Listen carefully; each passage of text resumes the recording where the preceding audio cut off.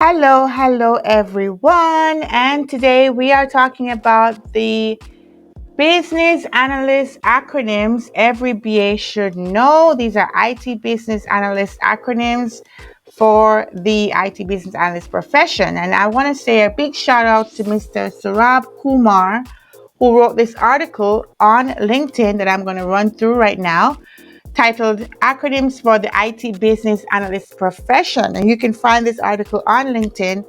I'm going to run through these acronyms and tell you which ones are actually good to know and which ones nobody else is using. I always caution business analysts to not get too caught up on acronyms. It can really help make your explanations confusing because you may not know that the people you're talking to don't understand your acronym. And in our world, we have acronyms for our profession that nobody else understands. So when you talk to stakeholders, when you have meetings, when you meet with people, you're, populating your speech or whatever you're saying with a bunch of acronyms, you're not helping to make it clear, right? So be very cautious how you use acronyms. But with that being said, here are the business analyst acronyms that every BA should know. So I'm going to run through these and tell you which ones of these business analyst acronyms are good to know, which ones of these are not being used anymore. So first one, AI, artificial intelligence. That is obviously being used a lot in more than just business analysts. So it's definitely a good one to know. API, application programming interface, definitely a good one to know for a business analyst. So APIs are mainly the way that we connect different systems. And as an IT business analyst, you'll be working with systems, right? And you may have APIs that you have to contend with. BA, for sure, right? That's a business analyst acronym you should definitely know, right? BA. BI, also the same. BFSI. So if you're in banking, maybe this makes sense.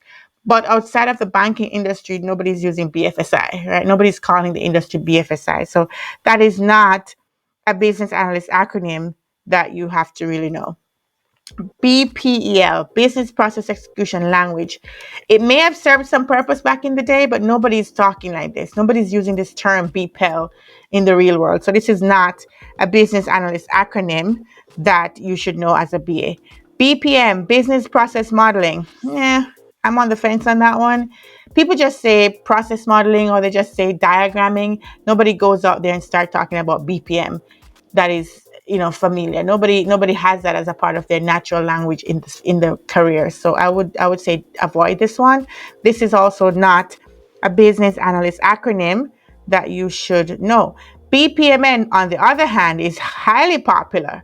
Very, very popular, very, very well used. You'll find this cropping up in your job applications. They'll ask you to know BPMN because it's a notation to help you to draw models better. So BPMN is definitely one that every business analyst should know. BPO, Business Process Outsourcing. This is not an acronym that a business analyst needs to know. Really, nobody is talking about BPO at all. So you can skip that one. BPR, Business Process Reengineering. Nope, nobody's talking like that. BRD, on the other hand, Business Requirements Document. This is a business analyst acronym that every business analyst should definitely know because this is going to be the main deliverable that you'll have to produce when you become a business analyst. CAMS, Cloud Analytics, Mobility, Social. Nobody's talking like this. Nobody's saying CAMS. Let's go, work on some CAMS. No, it's not happening. Okay. This is not a business analyst acronym that you need to know about. CASE, Computer Aided Software Engineering. Now, back in the day, this is what it meant. But in our world, as business analysts, when they say case, they usually mean use case. So they say the word use case, and it really means how someone is using the feature or functionality of the process, whether it is the as is or the future state. So we do say use case a lot. We don't say case. And when we do say it, we don't mean computer aided software engineering. Okay, that's not what it means. It's changed. The way we use it has changed its meaning. So that is not a business analyst acronym that a BA should know. Okay. CUI or QE, character user interface. We don't really talk like that anymore. So this may have been something back in the day, but nobody's saying QI these days. We say GUI, which means graphical user interface, which we'll probably get to when we get to G, but nobody's saying QE. Right? It's just not a business analyst acronym that you should know. DBA, on the other hand, yes, DBA is very well used. DevOps, yes, very well used. You should know that. EA, whether it's enterprise architecture or enterprise architect, people don't really say that a lot, but then I'm not really in the architecture world, so maybe they do say EA when they're referring to their enterprise architects. It's not a term I hear a lot, even though I'm not working directly on that hardware end or even just the architecture end. When I interface with them, I don't hear them referring to themselves as EAs, so it's debatable. Let me know what you think in the comments if you're hearing people call themselves EAs for enterprise architects. EDI, electronic data interface, yes, people use this, but I don't work with this kind of systems, so I don't hear it a lot, but I've heard it before, so I know that it's something that's being said. That is a business analyst acronym you could know.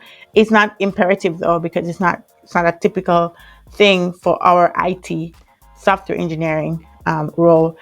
FRD, functional requirements document. Yes, this is definitely a business analyst acronym that every business analyst should know. It's the same as your BRD actually.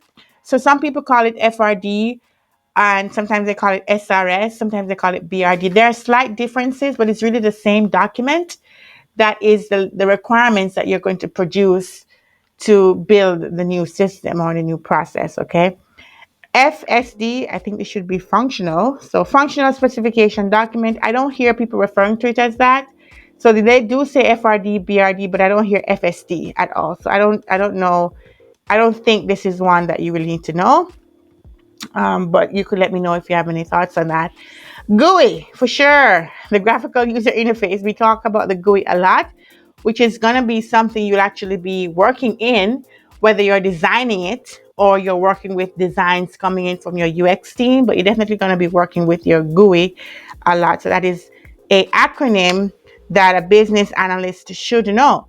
HLD, high level design. So we just say the word high level design. It doesn't cost us anything to say high level design.